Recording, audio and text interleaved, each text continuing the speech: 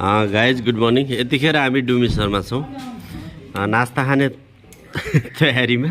Brother खै यो डुमिसरमा आएपछि चाहिँ ताजा माछा दैलेको खानुपर्छ भनेर हामी चाहिँ नास्ता गर्न लाग्छौँ। माछा हेर्नुहोस् है, यो हो डुमिसर खोलाको माछा है, ताजा एकदम लोकल माछा। हामी चाहिँ मस्त चाहिँ माछा खाइरहेका छौँ। माछाको झोल हो है यो, टिक्खर छ एकदम। यो बताउनु नलाई यहाँ टाउको थियो कि टाउको देखाउन पाउँथ्यो, छैन रहेछ कि अहिले। वाउ कस्तो छ यार टेस्ट, खै भन् त दामी। Okay let's go.